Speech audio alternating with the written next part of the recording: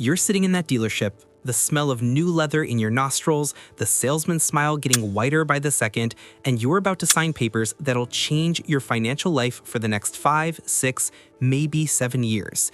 You feel powerful, right? You're getting that dream car. But here's the thing nobody's telling you. The moment you pick up that pen, you've just entered a system so brilliantly designed that you'll be paying for it long after that new car smell fades away. And I'm not just talking about the sticker price. Before we pull back the curtain on this entire operation, do me a favor, hit that like button right now, and if you're not subscribed yet, what are you waiting for? Because what I'm about to show you is going to change how you see every car transaction for the rest of your life. Hey, this is Mark, and you're welcome to AUTOSAYS. Now, let me ask you something, and be honest with yourself. When was the last time you actually read through an entire car loan agreement? Yeah, I thought so. Nobody does, and that's exactly what they're counting on.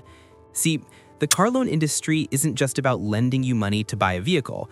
It's a massive, interconnected empire worth over $1 trillion in the United States alone, and it's built on one simple premise: keeping you in debt, keeping you paying, and keeping you coming back for more. But how did we get here? Well, let me take you back a bit. It wasn't always like this.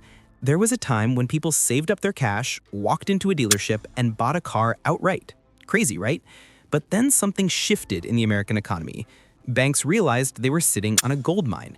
Cars depreciate, sure, but loans? Loans generate interest. Beautiful, consistent, profitable interest that flows into their accounts month after month after month. And automakers? Oh, they caught on quick. Why just sell cars when you could sell financing too? That's when the game changed forever. Today, roughly 85% of new cars in America are financed. And here's where it gets interesting. The average car loan now is stretched out to almost 70 months. That's nearly 6 years of payments. 6 years. Your phone will be outdated 3 times over in that period, but you're still paying for that car. And the monthly payment? It's crept up to over $700 for new vehicles. But wait, here's the kicker, and this is where your alarm bells should be ringing. The average American now trades in or sells their car before they've even finished paying it off. Think about that for a second. You're paying for a car you no longer own, and then you're rolling that remaining debt into a new loan for a new car. It's a cycle, a hamster wheel of debt that keeps spinning faster and faster. Now, you might be thinking, Mark, come on, everyone needs a car, what's the alternative? And you're right, most people do need transportation, but here's what they don't need: predatory lending practices disguised as great deals. Let me break down how this empire actually operates, because once you see the machine, you can't unsee it. First, there's the unholy alliance between automakers and banks. Major car companies don't just make cars anymore, they have their own financing arms. Ford has Ford Credit, GM has GM Financial, Toyota has Toyota Financial Services. These aren't just convenient add-ons, they're profit centers that sometimes make more money than actually selling the vehicles. When you finance through them, you're essentially paying the car company twice, once for the car and again through interest on the loan. Genius if you think about it from their perspective, absolutely devastating if you're on the other end. Here's where it gets even more interesting. Dealerships get kickbacks from lenders. Yeah, you heard that right. When a dealer arranges financing for you, they're often marking up the interest rate from what the lender actually approved you for. They pocket the difference. It's called a dealer reserve or finance reserve, and it's completely legal in most states. So that salesman who's acting like your best friend, helping you get approved, he's getting paid extra every time he bumps up your rate by even 0.25%. But the empire doesn't stop there. Oh no, we're just getting started.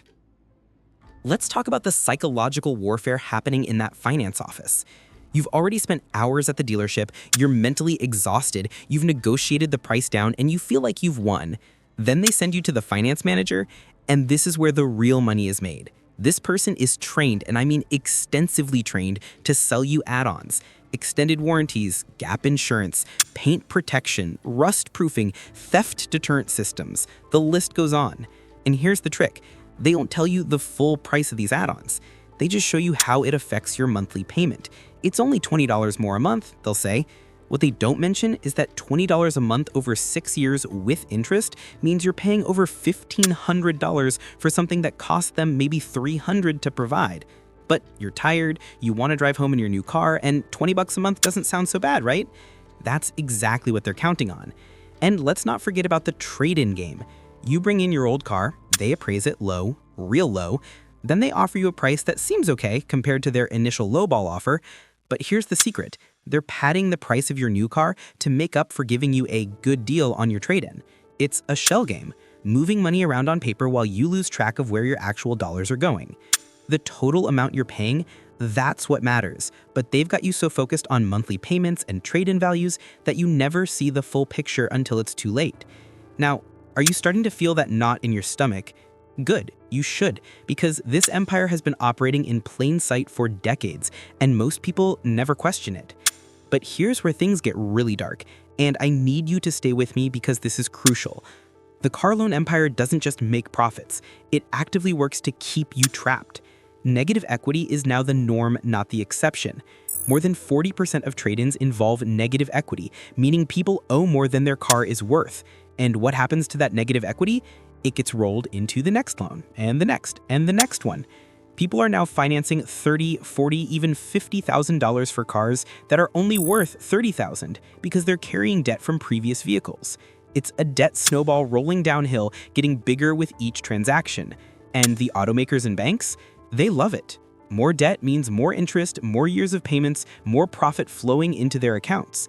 The system is designed to make you a perpetual customer, always owing, never owning. And if you think subprime auto loans are just a fringe problem, think again. The subprime auto loan market is massive, and it's eerily similar to what happened with subprime mortgages before the financial crisis. Lenders are approving people with questionable credit for loans they can't afford, bundling those loans into securities, and selling them to investors. Sound familiar? It should. We've seen this movie before, and it doesn't end well.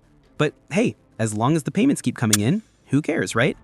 Wrong, because when people can't make their payments and default rates start climbing, we're all going to feel it. Car repossessions are already on the rise, and we're not even in a recession yet. Imagine what happens when the economy really takes a hit. This empire that seems so solid, so permanent, it's built on a foundation of consumer debt that's shakier than anyone wants to admit. So what can you do about it? How do you escape this trap or avoid falling into it in the first place? First, understand that monthly payment thinking is exactly what they want from you. Stop asking, what's my monthly payment, and start asking, what's the total cost of this loan? Calculate the full amount you'll pay over the life of the loan, including interest. When you see that you're paying $40,000 for a $30,000 car, suddenly that deal doesn't look so great, does it? Second, get financing approved before you ever step foot in a dealership. Go to your bank or credit union, get pre-approved, know your rate and terms. This gives you leverage and protects you from dealer markups. And here's a pro tip. Don't tell the dealer you have outside financing until after you've negotiated the price of the car. Let them think they'll make money on financing you, they'll be more flexible on the vehicle price. Then bam, you pull out your pre-approved loan. Third, resist the add-ons. Just say no. Extended warranties are almost always a bad deal, especially if you're buying a reliable car. Gap insurance? You can get it cheaper from your regular insurance company. Paint protection? You can do it yourself for a fraction of the cost. The finance office is where dealerships make a huge chunk of their profit, and every add-on they sell you is padding their bottom line at your expense. And finally, here's the radical idea.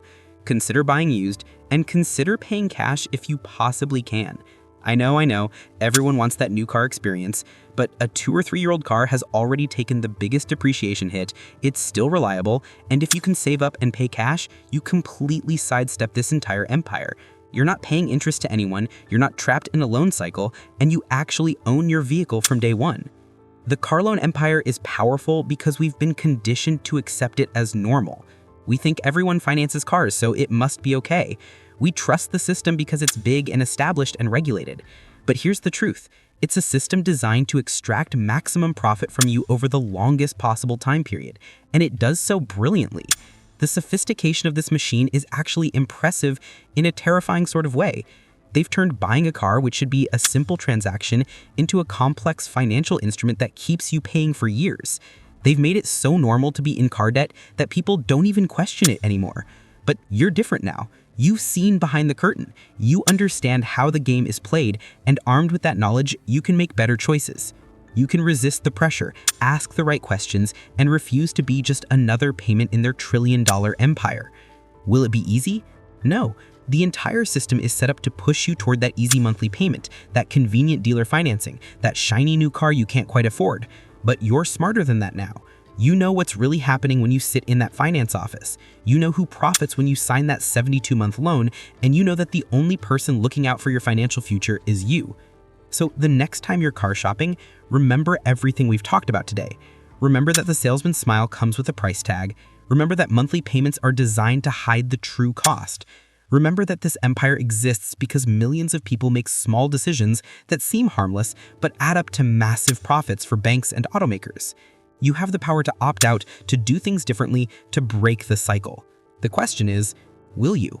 Because that's what it comes down to. Knowledge without action is just interesting information. But if you take what you've learned today and actually apply it, you can save yourself thousands, maybe tens of thousands of dollars over your lifetime. You can be the person who owns their car instead of the person who's owned by their car payment. And honestly, there's no better feeling than that.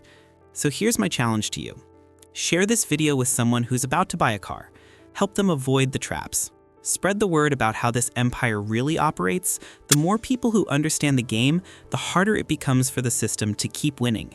And if you got value from this video, if your eyes were open to something you didn't see before, hit that subscribe button and turn on notifications, because we're not done exposing how these industries really work. There's so much more to uncover, so many more secrets to reveal. This is just the beginning.